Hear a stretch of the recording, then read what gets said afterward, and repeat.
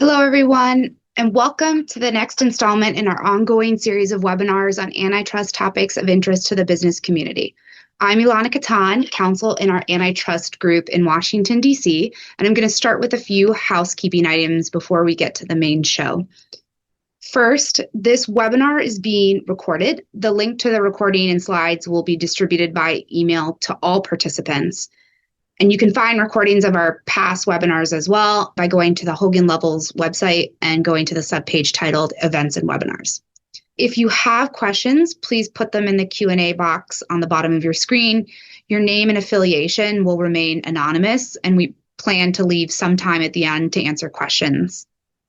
Today, we have a great panel here to look back at the major antitrust developments in 2025 and look ahead to what we can expect in 2026. A lot happened this year, and we want to be able to cover as much as possible.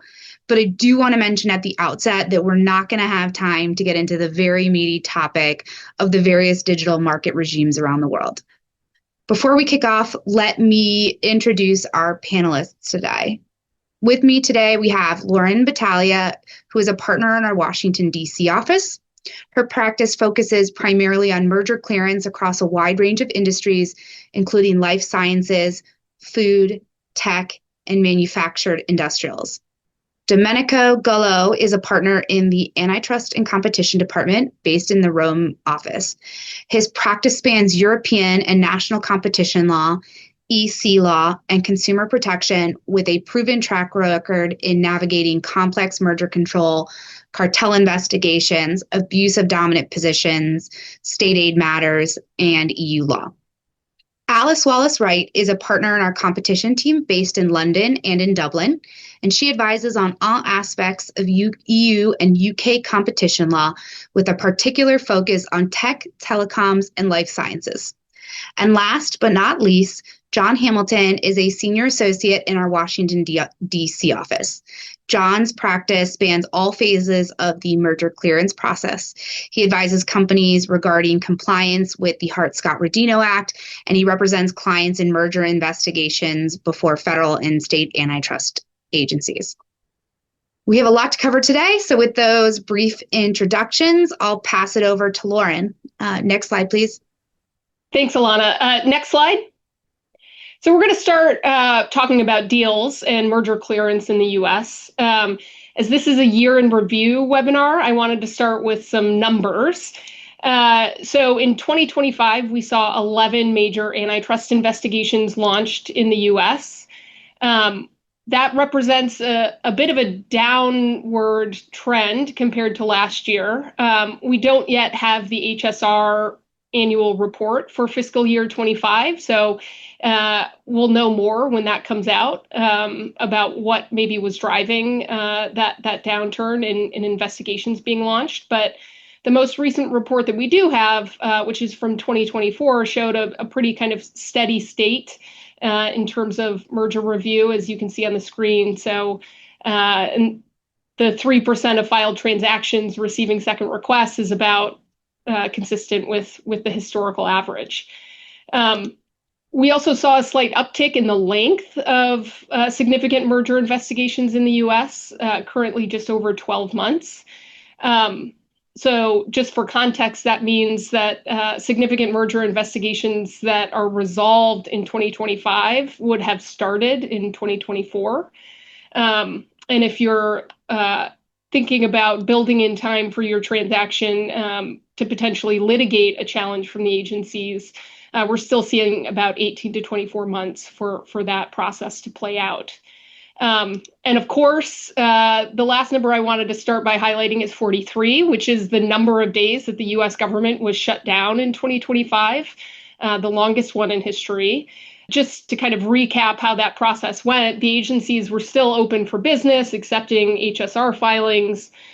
Notably, I didn't observe an uptick in second requests being issued as a matter of default, just based on not having the resources, for example, to review transactions during the initial waiting period. So that's very positive.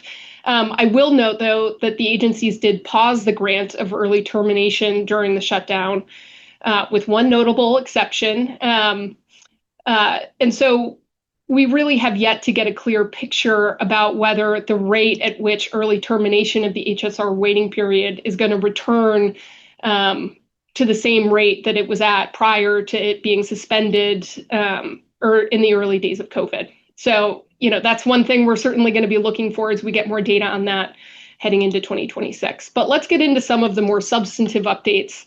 I think the first major development in 2025 was that we saw that negotiated merger remedies have returned in a major way. So we have had 8 consent decrees negotiated in 2025, and the agencies have signaled that they're expecting to see more, perhaps even a few more yet this year. And there are a few things that are particularly notable about this. So first and foremost, it represents a real contrast to what we saw in the Biden administration, which had really closed the door to negotiated merger remedies for the most part. And what we've seen so far in 2025 under the second Trump administration is both kind of more traditional style divestiture remedies that prior to the Biden administration were pretty typical ways to resolve merger concerns. But we've also seen other types of remedies, including one purely behavioral remedy in the Omnicom IPG transaction, which is notable because it's been a while since we've seen a purely behavioral remedy resolve a merger concern. Related to that, and perhaps in part driving the openness that we've seen at the agencies to merger remedies, is the fact that litigating the fix continues to be a very tall order for U.S. antitrust agencies. Notably, the FTC failed in its effort to block GTCR's acquisition of Surmodics. That was a transaction involving 2 producers of medical device coatings. And there, the parties had proposed what was in effect a partial divestiture remedy. So it was not a fully operational business, but instead a package of assets. And a federal judge in Illinois found that to be adequate to resolve the concerns. And so that's yet another case with case law that's going to be unhelpful to the agencies, because there the judge specifically found, as other courts have, that a merger remedy doesn't have to be perfect. It doesn't have to perfectly restore pre-merger competition levels. It just needs to be enough so that the transaction doesn't substantially reduce the level of competition. So that's notable. Another thing that we've seen return this year after a long hiatus is closing statements. So the agencies have actually issued a couple of closing statements. Again, these are statements explaining an agency decision to close a merger investigation without requiring remedies, something we didn't see at all during the Biden administration, really. And I'll highlight one in particular. In T-Mobile US Cellular, DOJ explained its decision not to challenge that transaction based in part on US Cellular's kind of weakened competitive state and the fact that T-Mobile had publicly committed to improving both the speed and breadth of service to US Cellular's customers. So that is a kind of kitchen table transaction, as the agencies have called it. And so it's notable that the agencies there both decided to issue a closing statement and highlighted the consumer benefits of that transaction, including T-Mobile's public commitment to US Cellular customers. It gives us a real insight into the types of arguments that are likely to be compelling to the agencies in kind of those kitchen table mergers, where they've indicated they're really going to be focused. So that's the return of remedies and closing statements, but we also had a real first in 2025, which was that DOJ unconditionally dismissed its lawsuit challenging American Express Global Business Travel's proposed acquisition of CWT. This was a merger challenge filed in the closing days of the Biden administration, and it was settled essentially on the eve of trial. And so it's notable. We don't see kind of unconditional dismissals of merger lawsuits.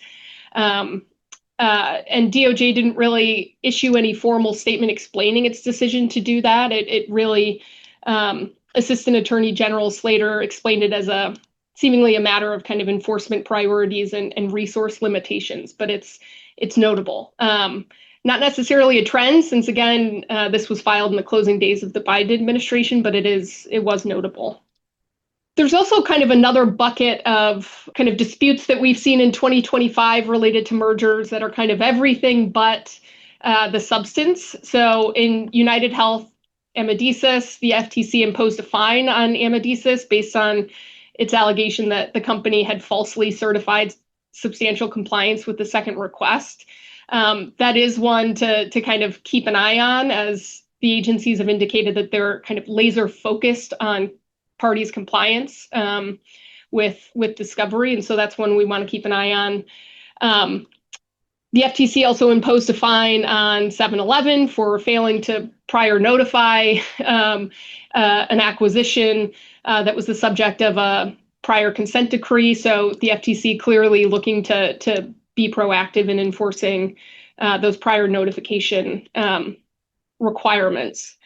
Just looking ahead, there are some things to look forward to in 2026. I don't want to forget that. Probably the first major development we're going to see is a ruling in the FTC's challenge of Edwards Lifesciences' proposed acquisition of JenaValve.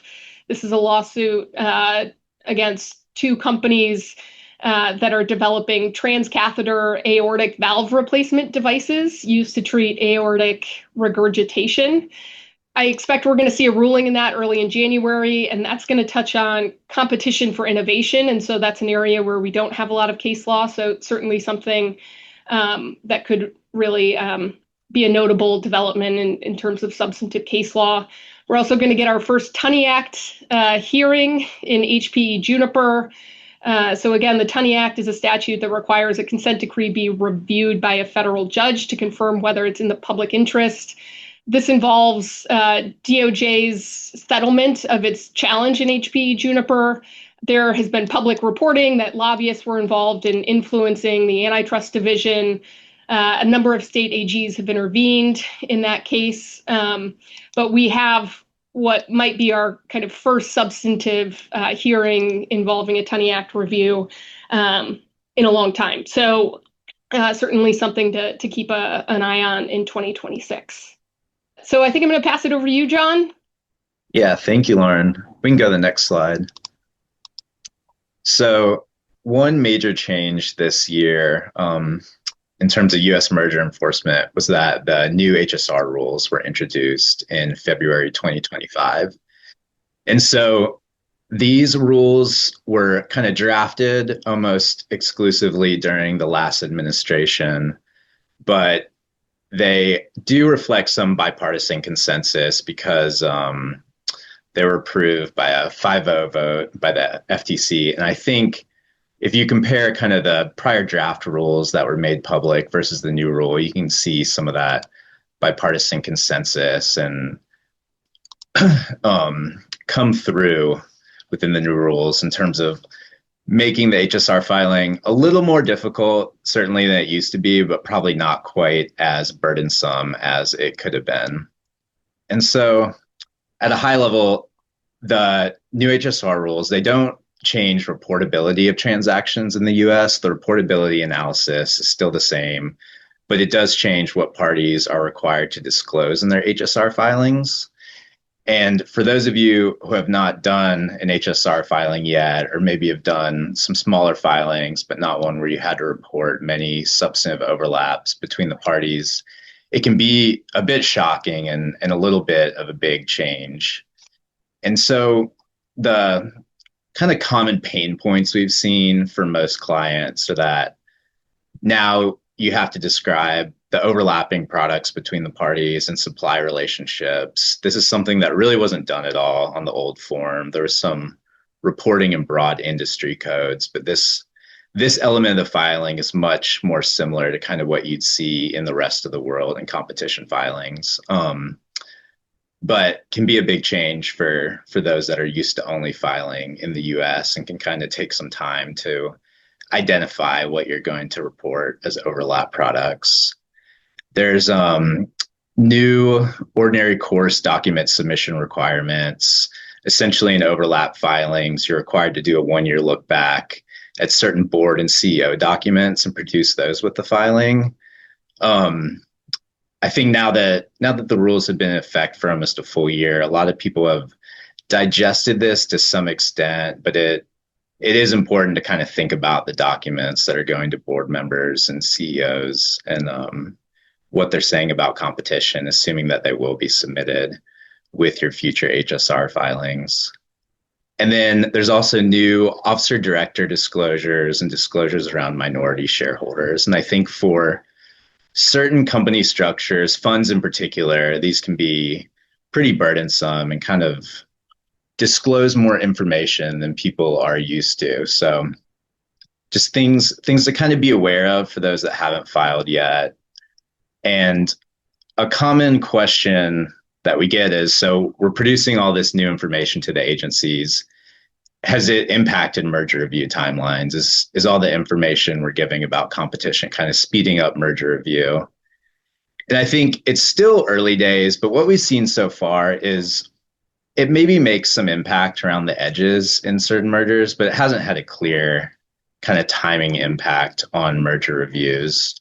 At a high level, the types of mergers that we'd expect to maybe get some interest in the first 30 days, potentially lead to a pull and refile, which is a 60-day total waiting period, still have. I mean, it looks like the agencies sometimes do kind of review the overlap information that you're required to report, which includes top customer lists.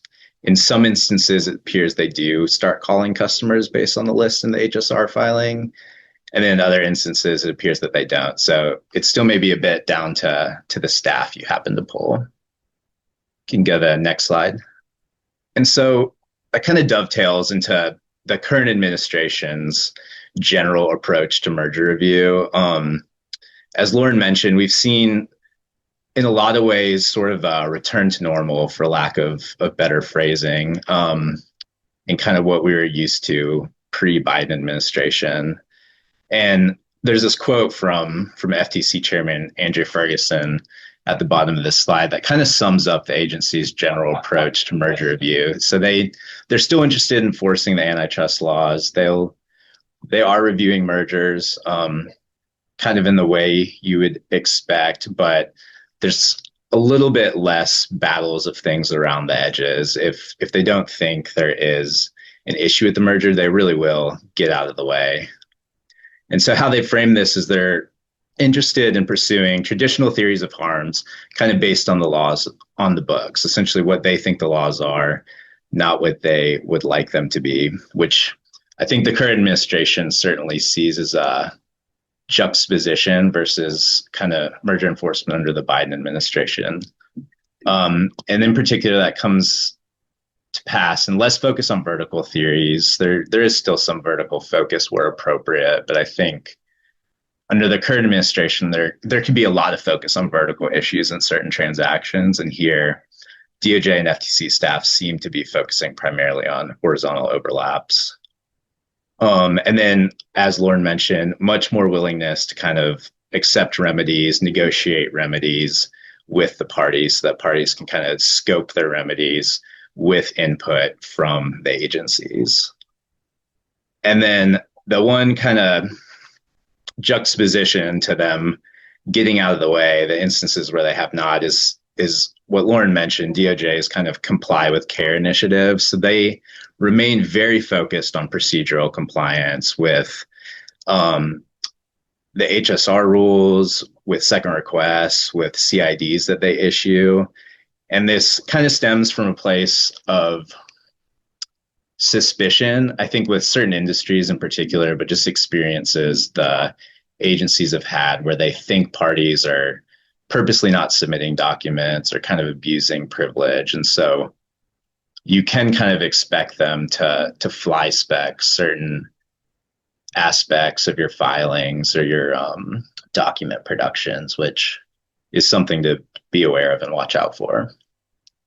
Go to the next slide, please. And so as the federal enforcers have kind of dialed things back a little bit, state enforcers have arguably been ramping up their review of mergers.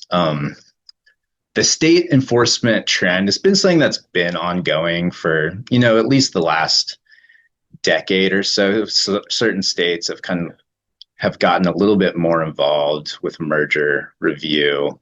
But over the past year or so, things have really ramped up. In particular, two states, Colorado and Washington, both passed mini HSR laws this year.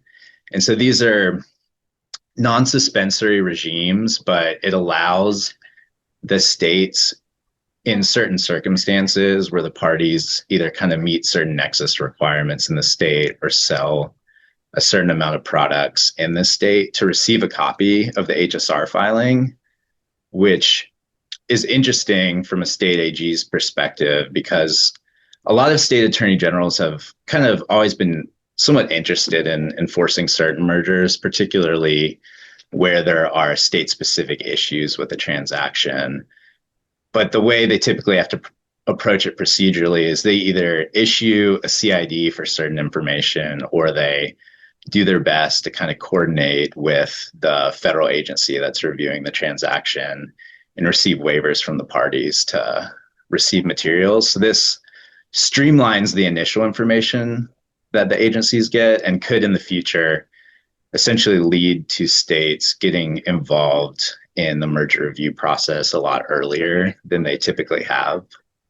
Other kind of developments within the state's enforcement of antitrust laws to be aware of is that there's at least a couple state legislatures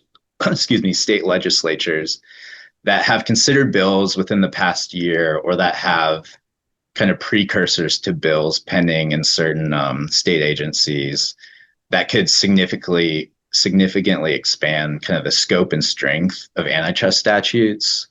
The two in particular to watch out for are New York and California. New York's introduced a bill at least once, and I think they're maybe attempting to reintroduce it in the next session. And California has some potential bills being drafted that could eventually be brought to the state assembly floor that would kind of revamp how antitrust law is approached at the state level and kind of bring their laws a little bit out of sync with federal antitrust law, which could lead to some interesting and potentially frustrating experiences if a state decides to review a merger under state law. And then finally, states have kind of, shown that they're willing to challenge mergers independent of the FTC or DOJ. It's probably still most common for states to join FTC or DOJ challenges, but we've seen at least a few instances in the past year where states have gone out on their own. One example is the Albertson Kroger acquisition. Washington challenged it in Washington state court in addition to the challenge that was ongoing in federal court. And then, as Lauren mentioned, in HP Juniper currently,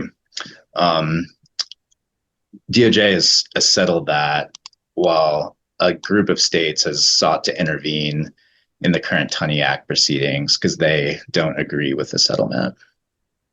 You can go to the next slide. Thank you, John. Hello, everyone. From US to Europe, one of the main topics of the current year, always on merger regulation, is the review of the European merger guidelines. At European level, horizontal and non-horizontal merger guidelines are the relevant sources guiding the Commission's practice when assessing the impact of mergers on competition within the legal framework of the European merger regulation. Review of the merger guidelines is currently underway. After about 20 years, horizontal guidelines have been adopted in 2004 and non-horizontal guidelines in 2008. The Commission intends to update the current framework considering the various transformational changes in the economy driven by digitalization, globalization, decarbonization, which have, of course, determined new market realities. While the Commission has already addressed many of the developments through enforcement practice, the goal of the revision is to codify that practice and align the guidance with the evolving case law of the European courts. Just to have a look to the timeline, on 8th May 2025, the Commission launched two parallel consultations, now ended.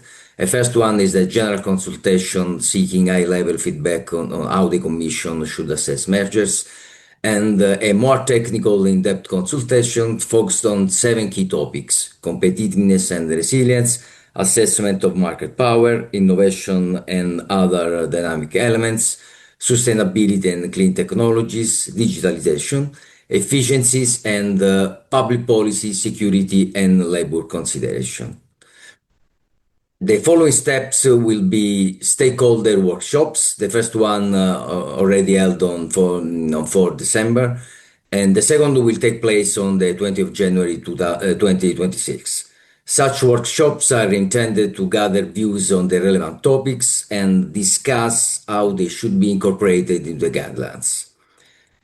High-level conference is expected on 5 March to discuss key aspects of the ongoing review of the merger guidelines. The publication of the draft revised guidelines is expected for spring 2026, with formal adoption later in 2026 or in early 2027. Next slide. One of the main relevant topic and a topic of growing interest in the European framework is the review of below threshold transaction, as the evolution markets require the assessment of potentially harmful mergers that do not meet the mandatory notification thresholds. European competition authorities are expanding scrutiny of below threshold deals, where traditional turnover-based filing tests in certain cases are no longer fully reliable due to evolving practice and court rulings. This trend may involve both innovative and more traditional sectors.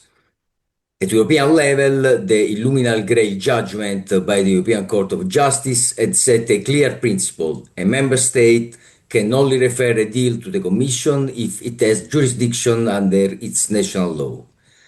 This judgment, however, does not prevent the member states from referring a transaction to the Commission if the national competition authority has jurisdiction over it by virtue of calling powers.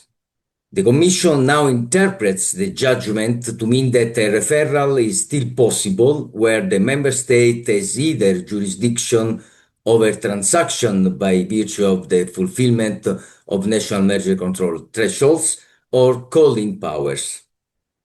In this context, Italy was the first authority to refer under Article 22 of the European Merger Regulation a below threshold transaction by using its calling powers. This was the case in the NVIDIA RAN AI case, concerning the acquisition by NVIDIA of RAN AI, where the European Commission accepted Italy's referral under Article 22 and cleared the acquisition in December 2024. NVIDIA has challenged the legality of the referral, arguing that the decision of the Commission is inconsistent with the Lumina Gray ruling, since the transaction fell below European and national thresholds, and ICAS exercised, to remain to the words of NVIDIA, loosely defined ex post discretionary call-in powers. Next slide. With regard to Italy, just to have a quick glance at the Italian call-in mechanism, under Italian law, the Italian Competition Authority can review transactions which do not meet the standard thresholds, where three cumulative criteria are met. At least one of the standard turnover thresholds provided by the Italian Merger Control Regulation is met, or the parties' combined global turnover is above 5 euros billion. Second criteria is the transaction presents concrete risk to competition in Italy, and 6 months have not passed since closing. Transactions meeting the above requirements that are below threshold transactions can be voluntarily notified to the Italian Competition Authority and must be notified if requested by the same authority. The Italian Competition Authority has therefore ex post calling powers until 6 months after the closing of the transaction. To date, 10 below thresholds transactions have been reviewed by Italian Competition Authority. In 6 cases out of 10, ICA has exercised its ex officio calling powers. The other 4 cases were voluntary communications. Looking at the other member states, the main criteria used for empowering national authorities to screen transactions falling below the standard thresholds appear to be the following two. The first one, providing for turnover thresholds or market share thresholds which are lower than the standard ones. This is the case for Denmark, Hungary, Sweden, and Latvia. And enabling authorities to assess transactions solely based on a potentially or likely impact on competition, irrespective of specific thresholds. This is the case for Ireland, Lithuania, and Cyprus. Next slide. Thanks, Domenico. So over to the UK. In good news for global deal makers, 2025 has really been a turning point in merger enforcement in the UK. We now talk with clients about the 2025 CMA in contrast with the pre-2025 CMA. We've been talking about the role of politics and the administration of the day in the US, and we are at a high point in political scrutiny and prioritisation here in the UK too. Just to level set where CMA enforcement was in 2024 and the period leading up to that. Post-Brexit, the CMA had applied its jurisdiction really very widely, calling in high-profile deals for review, perhaps regardless of whether there was a UK angle to consider. It considered itself very much as a senior enforcer on the global stage. Then got new powers in 2024, expanding its jurisdiction further to look at so-called killer acquisitions and more mergers involving the biggest tech companies. We were in a world where you could absolutely expect to be defending your global deal in London as well as in the US and Brussels. And this was something which it's fair to say some of our clients found surprising. Then the Labour government came in the summer of 2024 with a growth mission. Many senior politicians and industry lobbyists deprecated the CMA, along with other UK regulators, as a barrier to growth. And those detractors actually included the Prime Minister himself. 2025 was then kicked off with a bang with the replacement of the CMA chair, Marcus Bockerink, with Doug Gurr, who was the former head of Amazon UK. The atmosphere had been changing over the autumn and winter of 2024, but with the new chair, we really felt a step change. And then turning into this year, in March this year, the Mergers Charter was published, setting out clear principles and overarching expectations for how the CMA is going to engage with merger reviews and what they expect from businesses in return. All structured around this very catchy phrase, the 4 Ps: pace, predictability, proportionality, and process. There was then a strategic steer from government in May this year, which begins, the primary mission of this government is economic growth. Previous strategic steers has encouraged full use of the CMA's merger control powers and thought leadership. This steer emphasised lack of duplication with international efforts and focusing effects on UK customers and businesses, all with pro-growth. CMA policy is being communicated through previously non-standard routes. For example, the CEO has taken to blogging her policy announcements, and the changes are happening faster than the usual considered pace, even for guidance. The 4 Ps are absolutely everywhere. You'll be hard-pressed to find a CMA press release which doesn't mention them. But the CMA is taking them really seriously, and we are finding they're making a practical difference. Overall, the implicit main government and CMA CEO message is that the CMA can mostly help growth by getting out of the way and regulating less, just echoing what's being said in the US on John's slide earlier. Just finally on this slide, you won't find this in any CMA or government guidance, but realistically there is an increased role for lobbying in 2025. It's gone from being unusual and possibly counterproductive in late 2024 to really very common and perhaps more likely to be effective in hard cases in 2025. So moving to the next slide and what this has meant in practice. The first thing to say is that changes have been felt almost immediately from the start of 2025. The CMA's mergers intelligence function plays a lead role in the implementation of the CMA's new approach. This is the team within the CMA that acts as the first filter and decision maker on which deals will get called in. Just to remind everyone, this UK regime is voluntary, so the CMA must make an active decision on which deals it reviews. Just to give you an indication of the volume of transactions that the Mergers Intelligence Function, we call the MIC, reviews, and how many deals they decide not to look at, in 2025, the MIC reviewed 1,018 transactions, including receiving 187 briefing papers. This is the 5-page proactive submission that parties can make to seek to convince the CMA not to review their deal. Of that total number, only 17 cases were called in for an investigation. The Mergers Intelligence Committee really is the key filter stage in 2025. It's the key point at which the CMA has discretion to decide whether to begin or advance the review, because once the case is in phase 1, the CMA is bound by statutory duties to progress the case if the relevant thresholds for competitive harm are met.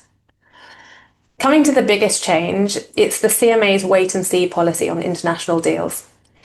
This is the policy that they are going to be less likely to prioritise investigating global mergers concerning exclusively global, or at least broader than national markets, which are subject to review in other jurisdictions.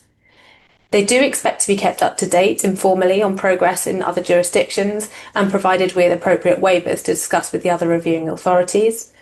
And the final element is that there is always a threat of the CMA opening a late review if remedies in other jurisdictions might not fully eliminate any competition concerns in the UK.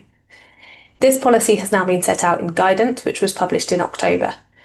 We haven't yet had a wait-and-see case which has made it all the way through to the end, so there are still some procedural questions which have not yet been answered around what an accelerated review would look like if the CMA feels it does need to intervene at the last minute, being what other global regulators have done. The paradigm case given of markets for which this policy would be appropriate is global software markets, and that seems quite clear. But what's less clear is what extent it might be used for global or regional deals outside the technology world, for example, involving physical goods. That remains to be seen. The CMA has said that the assessment will always be highly case specific, so I guess we'll wait and see. On a couple of process points and addressing a perception about the length of the CMA process, there are now new published KPIs. Broadly, this takes the overall timeline for a phase 1 review down from 8 to 6 months all in. Now, of course, this is still really very long by international standards, but probably better than it was. The pre-notification period's KPI is now 40 working days from a previous 72 working day average, and the KPI for a straightforward phase 1 is 25 working days, down from 35 working day target. There's going to need to be a really strict approach to deadlines and engagement from parties to facilitate the CMA meeting those KPIs. Again, under the process P, the CMA has also reviewed its phase 1 and phase 2 processes, with many more contact points between businesses and the CMA, teach-ins of the norm at phase 1, and earlier and more provisional decisions at phase 2. These changes really are best practices that have been sort of evolved informally over time and have broadly been welcomed both by advisors and business. There are a couple of pieces of new legislation. There's a new hybrid test for jurisdiction aimed at catching killer acquisitions.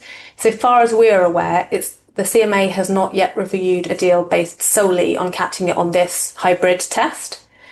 And briefly on SMS mandatory reporting. This is a mandatory report for acquisitions by strategic market status digital firms with certain low UK thresholds.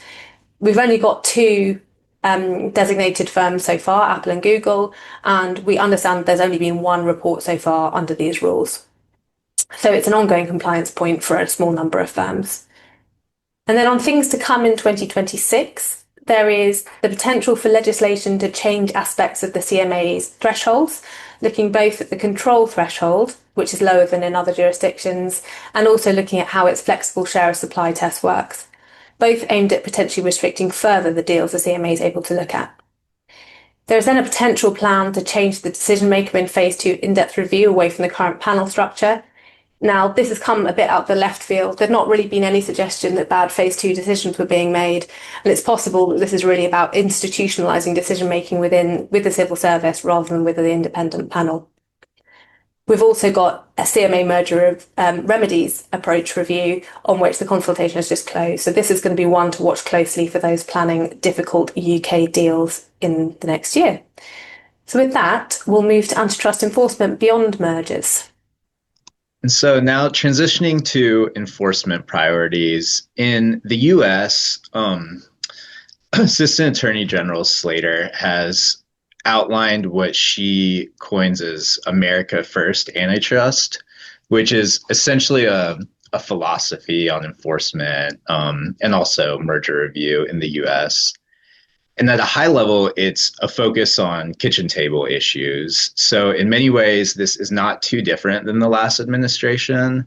The current administration, in terms of enforcement, remains focused on issues that most directly impact the average American. And in terms of certain industries and kind of topics, including food, housing, and labor markets, the approach has been fairly consistent with what the last administration did.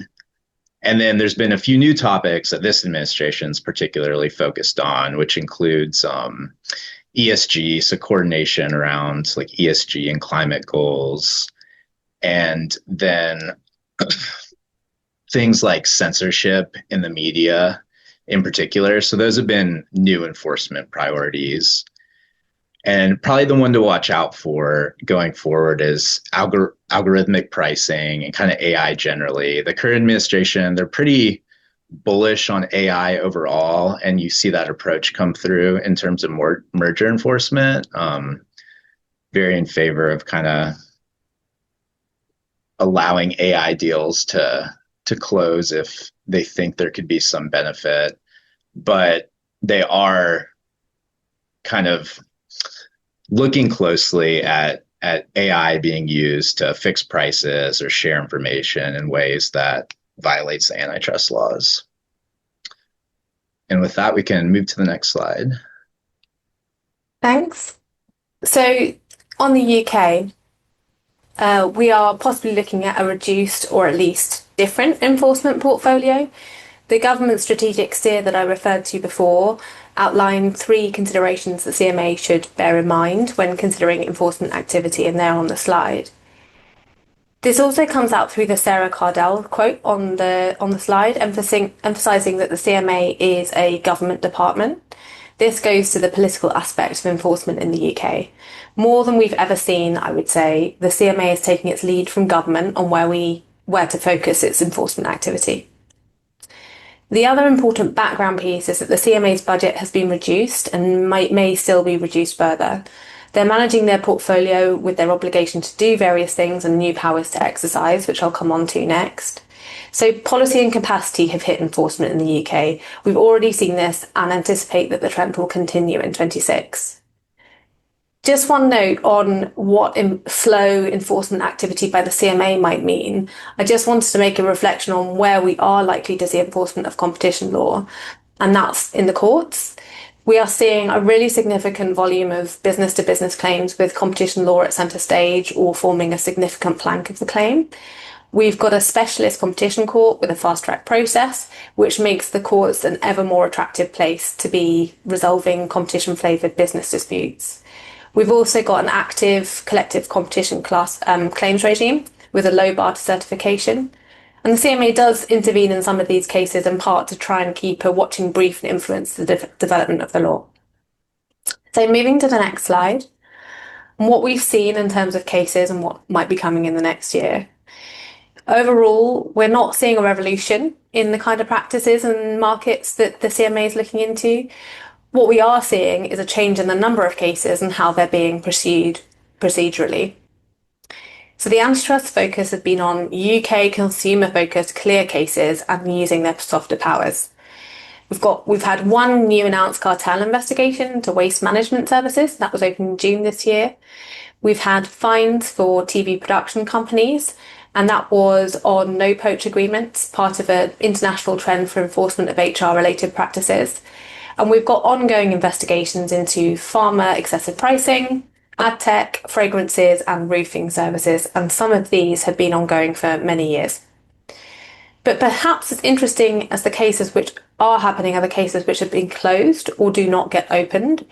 We've had a couple of examples this year of case closures with commitments or settlements, both of which were in parallel with European Commission.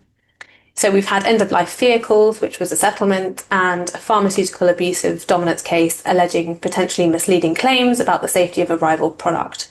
And that was closed with commitments. So the CMA is taking this considered approach to how it pursues its enforcement portfolio fits with the 4Ps, which I mentioned in the merger section. The CMA's Executive Director for Competition Enforcement has said that we should expect the CMA only to open a formal investigation where they consider it's warranted by the expected impact should they conclude that an infringement has taken place. She noted that over the period 2018 to 24, the CMA sent a total of 593 warning and advisory letters. So that's using their sort of softer powers rather than formally opening an investigation. And she said that the CMA would be looking actively and continuously over the life of an investigation at scoping that investigation, so maybe removing parties, theories of harm, or perhaps dropping the case entirely. They would also be looking at whether it was appropriate to end cases with settlement or commitments.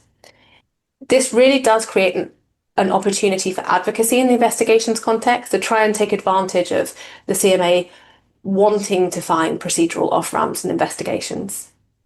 So then quickly turning to markets work, the UK's got quite a unique tool which it can investigate how competition is working in markets, regardless of the need to find a specific infringement. And we've had 2025 market reviews in the following areas. And to pick up on the US phrase, these are very much kitchen table consumer issues. So we've had infant formula. This was originally part of a review of a wider basket of consumer goods and shows the CMA actively scoping down projects in the market space. We've got vets, where remedies are on the table, mostly around transparency on pricing and other terms, with the final report due Q1 26. We've got fuel prices, where we're expecting guidance on how a consumer fuel finder tool will work still this month. And dentistry, this is interesting. Last month, the Chancellor, Rachel Reeves, wrote a public letter to the CMA chair and CEO asking them to consider a market study into the private provision of dentistry services. CMA's replied and said, yes, we're thinking about it. But I think it's notable as a part of a trend of the government telling the CMA where it would like it to focus and the CMA being prone to accept that steer. Just a couple of points on the CMA's new powers. They have new powers and roles from a new piece of legislation, the Digital Markets Competition and Consumers Act 24, which is now in force. They've got to designate digital gatekeepers. This is the UK equivalent of the EU Digital Markets Act, a huge and important topic, obviously, which we're needing to gloss over for today. They have new powers to enforce consumer law, and this is something that they are really seeing it as at the forefront of their enforcement portfolio. We've had one set of cases so far on pricing transparency, a package of announcements last month on drip pricing and portion pricing, concerns around where the customer can't see the full price when making their purchasing decision. This is an example of the way the CMA does business in 2025, making a high-profile announcement of a package of measures, so enforcement, advisory letters, issuing detailed guidance to business, all at the same time. So on the next slide, moving to the EU, we've had a new European Commission since December 24, and politics is a really important backdrop here as well. President von der Leyen was elected on the basis of a new plan for Europe's sustainable prosperity and competitiveness. Growth and productivity are the cornerstone here too, and the Commission's competition programme has had at its genesis the report von der Leyen commissioned from Mario Draghi on European competitiveness. There's been a suite of communications, including a competitiveness compass and a public letter from von der Leyen to Teresa Ribera, who's the competition commissioner. Her full title is the Executive Vice President for a Clean, Just and Competitive Transition. I would just note that is quite a contrast to what this post would be called in the US. We're yet really to see Ribera's vision for competition enforcement outside digital markets. I'll just mention, in the past week, we've seen the Commission announce 2 new investigations under the abuse of dominance rules into AI, one into Meta and one into Google. These are notable because they're using the Commission's traditional antitrust enforcement tools rather than their digital markets tools, perhaps out of a need to move fast and have interim measures available to constrain behaviour in a rapidly developing market context. With that, I will hand over to Domenico for some of the other concrete investigations and trends we've seen in the EU. Thank you very much, Alice. At European level, it is worth mentioning this recent case of resale price maintenance for which the Commission has applied an overall fine of about 160 million euro to the three fashion companies that are Gucci, Chloé, and Loewe, if I correctly say, all active in the design, production, and distribution of high-end fashion products. We did not have yet the decision, but there is a press release issued on the 14th of October to 2025. According to the Commission, the companies restricted the ability of the independent third-party retailers they work with to set their own online offline retail prices for almost the entire range of products designed and sold by those companies. In this case, the relevant conducts consisted in the requirement by the companies to their retailers not to deviate from recommended retail prices, maximum discount rates, and specific periods for sale. In particular, the imposition by one of the companies of online sales restrictions for a specific product line by asking its retailers to stop selling the product line. I want also to draw your attention with regard to an investigation that has been opened yesterday in Italy by the Italian Competition Authority with regard to leading watch producers for a possible infringement of Article 101 consisting in the fixing of retail prices displayed online by the group's authorized distributors. And probably this could be considered also a trend for the next year for the Italian Competition Authority with regard to the vertical relationship.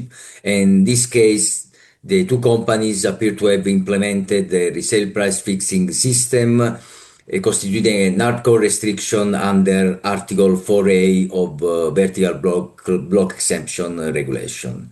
This could be probably, once again, a very interesting case, and the Italian Competition Authority is often opening investigation with regard to vertical relationship and with regard to the Viber application as well. With regard to the next slide, the last one,